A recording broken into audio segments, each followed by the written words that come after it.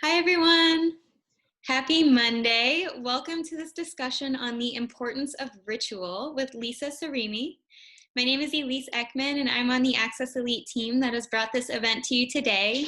For those of you who aren't familiar, Access Elite is a health and wellness company that provides on-demand wellness content, same-day prescription delivery, and facilitates live virtual events such as these that you can tune into every day, as well as much more.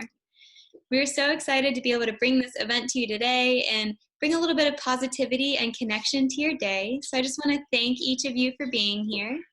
And with that, I'm thrilled to introduce our guest today. We have Lisa Sarimi, who is going to be leading our discussion. She is a marriage and family therapist, a yoga instructor, and a transformation coach. Lisa? Thank you so much, Elise. It's always an honor and pleasure to be here and to share this information with all of you. Today, we're going to be diving into the power of ritual and just kind of exploring what that really means maybe to each of us individually and how can we use that as a tool maybe right now while we're going through these interesting times, we could say. So today we'll dive into really what is ritual, what are different types of rituals, elements that are typically in ritual, and then elements of nature that we can tie into ritual, and then really looking at a ritual that maybe we could start to incorporate into our morning. I call it a good rising ritual. And then how I work with clients also using ritual.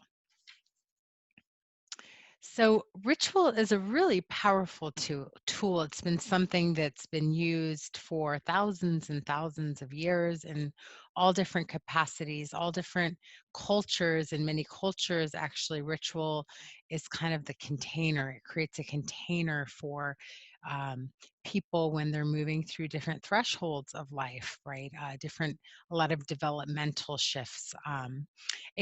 Ritual can really help us awaken our soul. So think of it as a ceremonial act, and bringing in this affirmation of an intention that you have as you're kind of doing this passaging through, so to speak. You can set a connection really between the content that kind of sits between the unconscious and the conscious mind. And it helps integrate and create a dialogue between these two places so that we can bring some of that stuff that's in the unconscious to the consciousness. And from there, there's also the ability to birth a lot of new energy and also use ritual to help us release and to let go of energy that's not serving us any longer. So we could just take a moment and think into or feel into the different types of rituals that we are conscious and unconscious about, right? So whether we think of it as ritual or not, most of us have some type of ritual that we move into the day with and we end the day with. There's obvious rituals like the ones that we're familiar with around different holidays and a lot of different religions. Some of us come from different cultures, different parts of the world, and there are these cultural rituals. There are also rituals in our work environments, right? And the corporations that we work in, and even in the smaller communities that we might, or companies that we might work with. We have rituals that exist within our family and within society and our communities. And then, as I mentioned earlier, developmental phase of life rituals, even like marriage and having a child and our birthdays. And there's rituals around coming into the world, and there's rituals around transitioning out of the world. And there's rituals that have been around with the cycles of life and the cycles of the moon. And as women, we have our own cycles, and sometimes we might use ritual and ceremony to honor those parts and pieces. So, as I'm speaking about all this, you might just kind of even connect to the types of rituals that you're present to in your world. Maybe some of them I've mentioned, maybe there's something I didn't mention, just really bringing kind of that forward so that you can become conscious, right? For some of us, waking up in the morning, maybe there's something that we do, some kind of practice that we have. Just start to maybe allow that to kind of percolate in the background.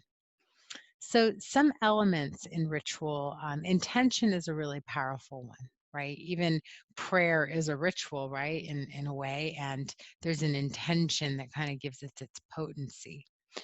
When we're performing ritual, it's nice to be in alignment, meaning you're not doing it to just do it for show. You're doing it because it's moving something within your soul and within your heart, and it's really offering space for you to experience that.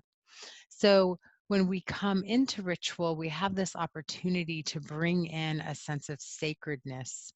Um, I always think about actually a lot of cultures that I've been around, like in South America and Peru, there you could think about their day as a ritual, everything that they do from the minute that they wake up to when they take a glass of water and they drink the water, and there's so much gratitude and ceremony in every aspect of their lives, and it really brings in this like magical element, right? So we create that, and that's the creating and opening up sacred space for our ritual to take place.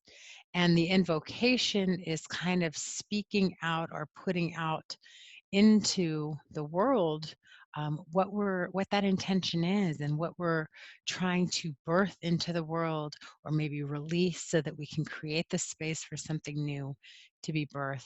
And of course, with ritual, it's always nice to incorporate gratitude, right? Because gratitude is a frequency, and when we in every moment have a choice what we want to focus on, we can focus on all of the abundance and all of the blessings that we have, or we can choose to focus our attention and our energy on maybe what's lacking or what we want.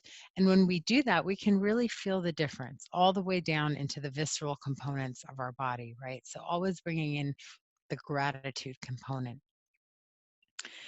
And then it's nice sometimes to bring in the elements. These elements in nature are also elements that live inside of each and every one of us. So I wanted to just take a moment today, um, maybe to help you remember or reconnect to some of these elements, and different ways that you can incorporate them. So, working with air. So one of the things you can do when you do ritual is you can create like a little altar, right? So you can have something like a feather or incense, or anything that would represent the element of air. Um, and when I'm speaking to air in that context, I'm speaking to creating kind of like an altar or space that feels sacred for you, where you can bring in that element. But there's also other ways that you can work with the element of air. Breathing exercises are one of them. Um, and then you can meditate and do things that kind of get your heart rate up, right? Work with different types of heart rate variability. And then instruments are also another really great way to work with air. You can also use your voice. And if that's something that is kind of soothing, the voice is another really nice way.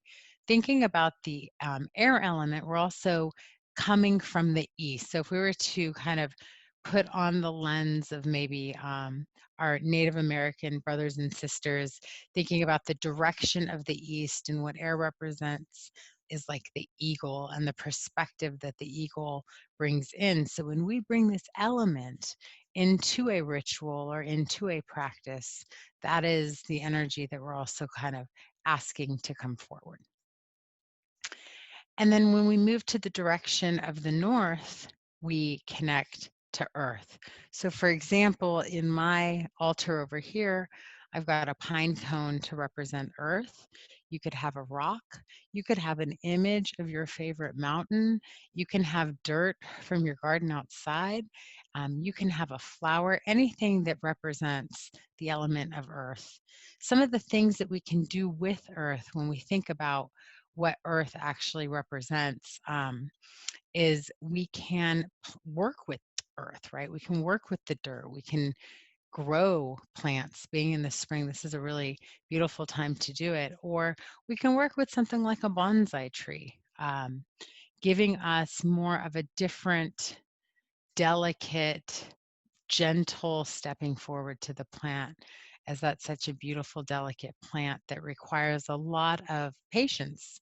And you can feel the energy of these different life forms that come from earth when we work with them. Other things that we can do is we can walk on the earth with our bare feet. We can connect to more foods that have that earth rooted type element like beets and carrots and potatoes and those types of things. And then any type of self-love, nurturing the body, massage, and those types of things. We're also working with that earth element. And I want to take a moment actually and go back to air.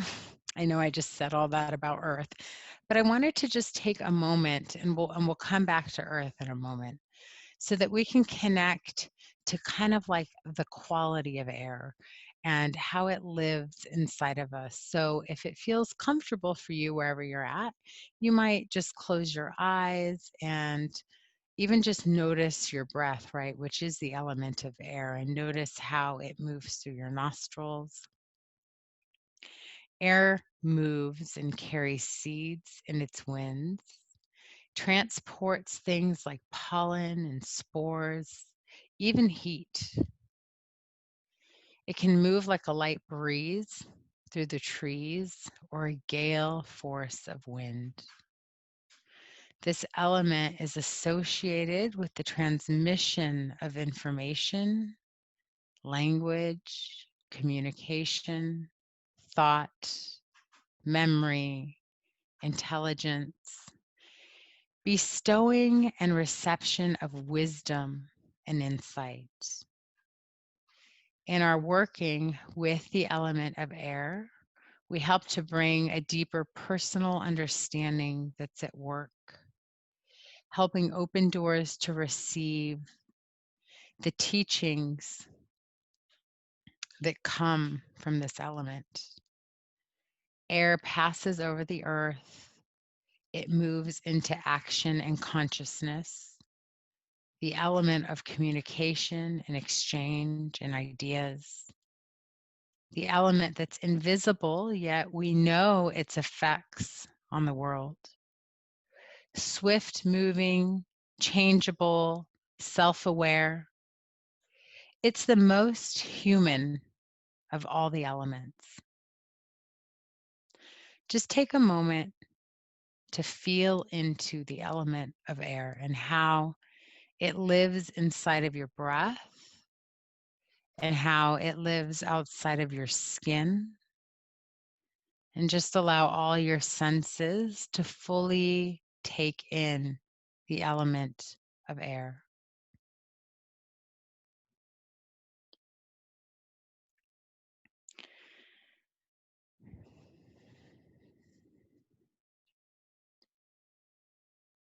Beautiful. And then we're just going to gently shift so you can stay exactly where you're at. And we're going to shift our attention back to the element of earth.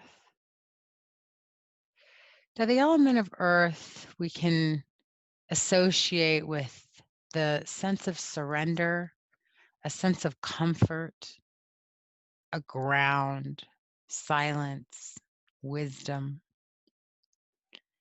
It's the most solid and tangible of all of the elements. Think of rocks and trees and all the things that are literal earth, all the way down to that element that lives in your own bones. How earth represents safety and security and stability. Working with the earth element is really supportive when those things don't feel present in our lives. because Earth is where we belong. She's our home, and she gives us this sustenance of unconditional love, connection. She is where we go to and where we come from, providing us the nourishment and support. Working with the element of earth, we can bury the things that we're ready to release, and we can plant new seed for that which we want to grow. Allow yourself to feel this element and its vibration throughout your being. And when you feel ready, you might just start to allow your eyes to open again if they were closed. And then we're going to move to water. The element of water, a lot more fluid representation of more of like a purifying element. Thinking of just if you just think about ways that you can work with water in your life, just even taking a bath, right, can be a ritual of self-love and self-care. Going into the ocean or a natural body of water, again, we can harness that energy and connect to the element of water is like connecting to the source of life. The water element is the source of life. We can use water and we can actually put our intention and thought into water. So when you're working with water in ritual, you want to work with like the purest water, preferably from nature. If you can get it from nature, even better.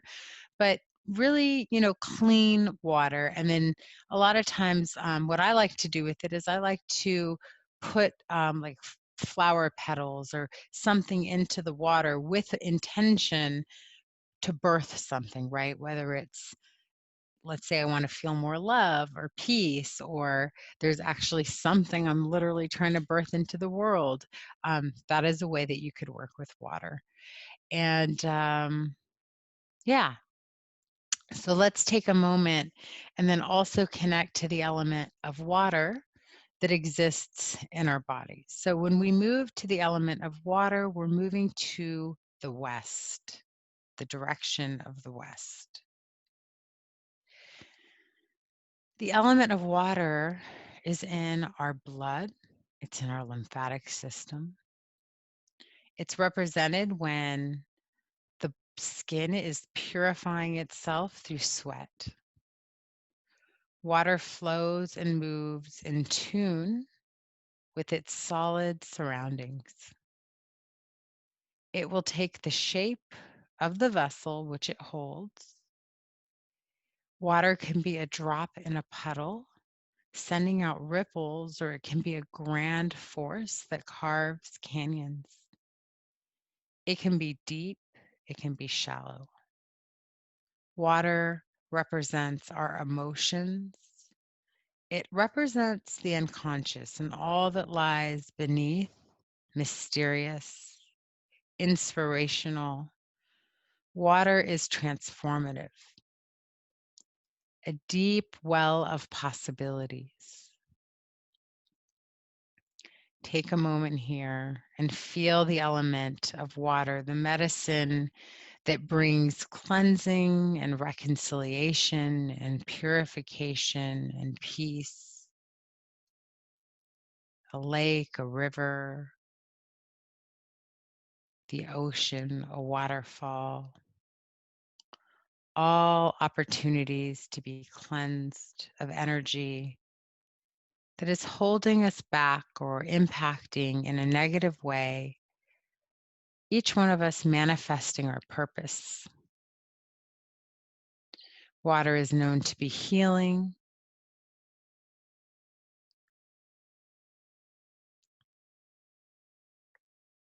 Notice what arises as you connect to the element of water.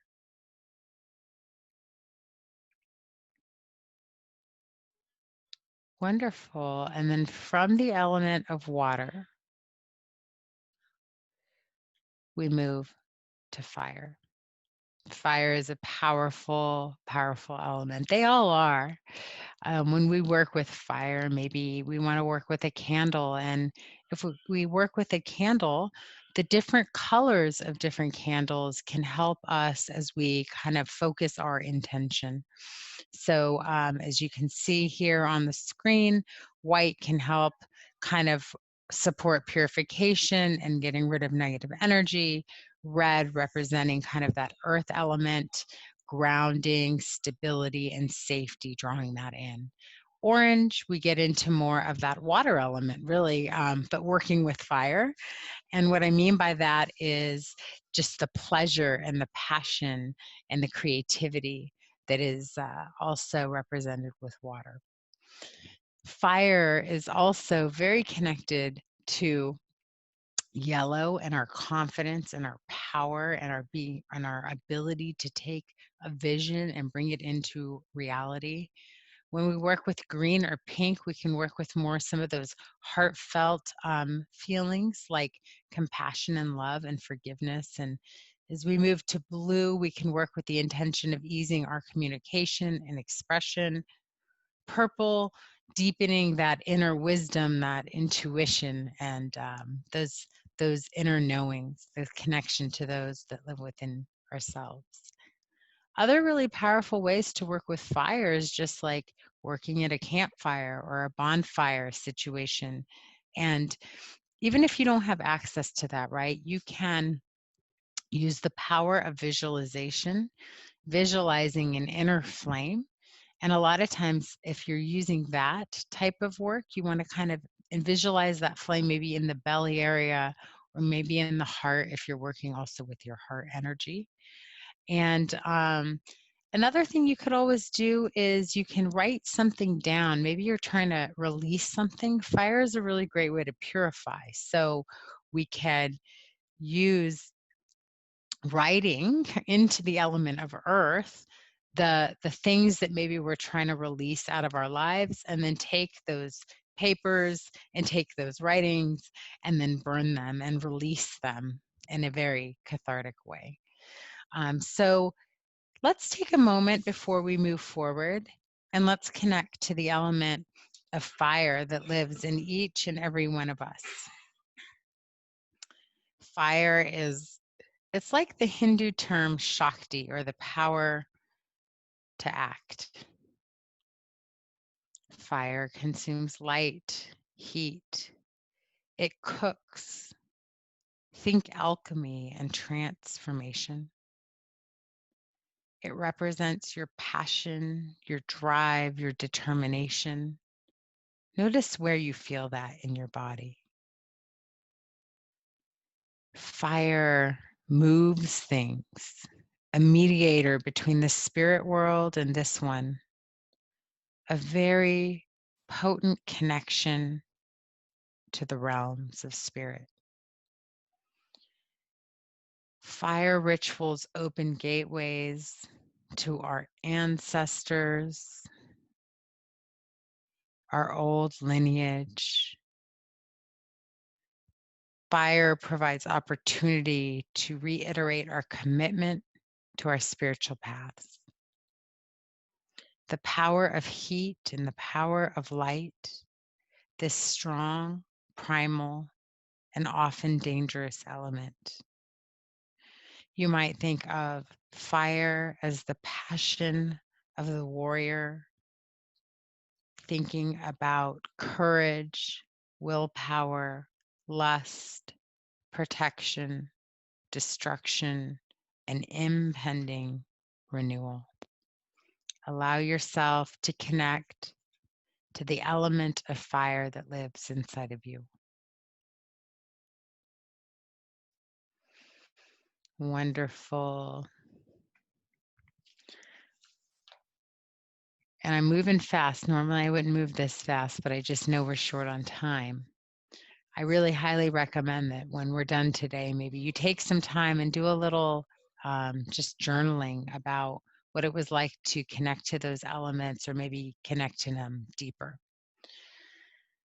The thing I wanted to really leave us with today, most importantly, is just bringing our consciousness to that we wake up every day and we go to bed every night and we have some type of ritual, whether we're aware of it or not. For some of us, we're aware of it, and maybe we're not doing it intentionally, even, right? Like maybe right now we're even more aware of it because for many of us, our days have kind of changed and we're not running at the same pace that we maybe were running at before. But I think it's important to always just take a moment and pause and to really notice, am I waking up and just jumping to the coffee machine and onto my phone? And is that the way that I'm greeting my day? And when I do that, not making it wrong or shaming whatever's there that you might already be doing, but just really asking the question, is this really serving me? And is this really supporting me when I move forward throughout the day? If I could take 5 or 10 minutes to meet my day just a little differently, could it make a difference? And would it? Maybe just trying for a week to bring more awareness to the rituals in our lives um, and I'm just talking about a good rising ritual, but in the background, I want you to think also about your good evening ritual and how you're coming into bed. But when you first open your eyes, it's like, what's those first thoughts that are going into your mind? How are you welcoming your day? Now, a lot of us might have a lot of fear right now or anxiety right now, and it's hard to not automatically go into those places. So, what you want to do is you want to support yourself to bring in something a little more inspiring in spirit for your day. So maybe you find somebody inspirational on YouTube and you listen to them. Maybe there's just a mantra that you want to put that's right there in front of you, the first thing that you see when your eyes open, so that you're just bringing that awareness and that consciousness into the first few moments of your day. And then maybe from that place, just taking a moment to get still. I'm not talking about a 30-minute meditation unless you obviously have the time and you can do something like that, wonderful. But a lot of us, we don't. So even if it's a 5 minutes of silence, right, where you can just take it inward and then maybe focus your attention. I love the focusing on gratitude, right? Because the more we can see the things and the abundance that's around us and all the gifts in our day, the more we kind of stay kind of tuned into that. And then, regardless of whatever your spiritual beliefs are, taking a moment and just asking for guidance, asking for that guidance. Maybe there is a spiritual representation in the form of religion, and then that's how you do it in prayer.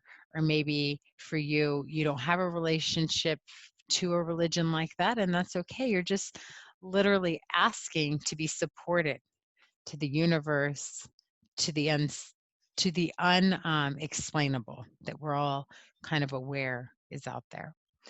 And then bringing in intention, like what do we really want to cultivate in our day? And I don't mean this in like material things, but just like who do you want to be and how do you want to experience yourself and how do you want people to experience you?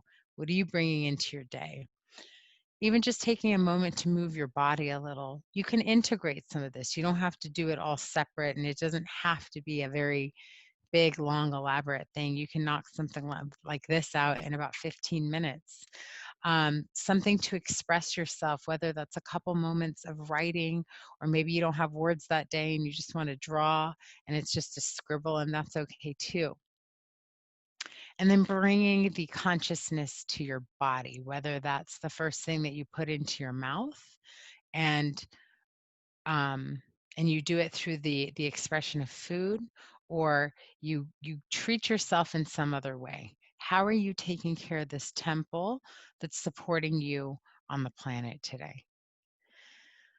So those are some just things to consider when you're meeting the day. And I have good rising and not morning because our words are really powerful, right? And morning, we don't really want to mourn our way into the day, right? We want to rise into the day.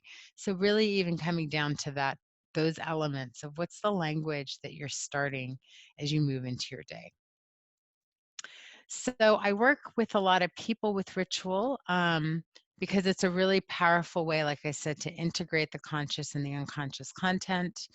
At this time, as we're going through this really big shift for a lot of us, it's a really great way to kind of move with whatever the change is that's happening in our lives. We can bring ritual in to celebrate the endings and the new beginnings, although sometimes it can be challenging and hard. Thank you guys so much for your time today. I hope you take something valuable away. Thank you so much, Lisa. That was wonderful. Just as we sort of wrap up, I did have a quick question for you. Yeah. For the Good Rising ritual, Mm. there a journal or a book or um, something along those lines that you would recommend that can kind of facilitate the gratitude practice and the intention setting and some of the other pieces of that ritual that you mentioned? That is a great question. And I'm trying to think of something off of, are there any other questions that maybe while I'm sitting with that other one? And feel free, everybody, if you'd like to unmute yourself, you're welcome to do so now and ask Lisa a question. Or if if you would prefer, you can type it into the chat to me and I could ask on your behalf. I would love to know, Lisa, in the meantime, do you believe that someone can shift? I'm not quite a morning person. I would love to be. I feel like I've been working on it, but it feels so hard for me to make that shift. And I feel like at one point my husband was not a morning person, but he has made that transition and now he loves the mornings. Do you think that that's something that's possible for everybody? Absolutely, because if you bring in almost like a little selfishness, for me, I know that frankly, I really need about an hour and a half to myself Hmm. in the morning so that I can kind of ease into my day. And so I have to calculate that because if I don't, and then I'm just like rushing into the day and that's kind of taken away from me, it feels really hard. It's really hard. It's difficult because I also, Elise, I'm not a morning person, so I really need that time personally in the morning to be a little selfish so Okay, I can set the tone or gotcha. get to the point where I even want to set a tone, you know? I can relate. Thank you. I did want to share this book that I'm going to recommend. It's not specifically on ritual in the capacity that maybe the question was being asked, but it's a really powerful book. And one of the things that ritual facilitates is doing deeper inner work. So this book is actually called Inner Work: Using Dreams and Active Imagination for Personal Growth. And it's written by Robert A. Johnson. It's less than $15. It's like a $12 book. You can get it on Amazon. And so he writes a lot about dreams and how to actually bring ritual into dream work. If you get a lot of vivid dreams, there's a lot of really rich information in your dreams. Um, and again, that is something, if you're, wanting more, hungry for more of that, feel free to reach out to me and we can always, I know Elise will tell you more, but can look at how I can support you in that further. Absolutely. So, as Lisa mentioned, she is one of our Access Elite providers. So, if you are interested, you can book a private session with her through the Access Elite app. Any Access Elite member gets 10% off of services with Lisa. Also, she has a special that she's offering for anybody who's in this session right now. So that is 2 sessions for $88 or 3 sessions for $111. And all you have to do is just mention the word ritual when you book those services. And if you have questions about how to do that or how to take advantage of that offer, just please feel free to reach out to either Lisa or our member services team at Access Elite. And Either of us would be happy to help you. And of course, if you love the session, as always, be sure to check out accesselitenow.com/events for all of our upcoming sessions. Lisa, did you have anything you wanted to add to the specials you were running? No, yeah, they can find me at limitless-u.com. And I think maybe next week, keep your eye on Access Elite, because I think I'll be coming back and talking about polyvagal theory, if that's something that you're interested in learning more about. Wonderful. Well, thank you so much, Lisa. This was such a great session. And thank you, everybody, for joining us today. I hope you all have a wonderful afternoon. Thank you. Thank you. Bye, everybody.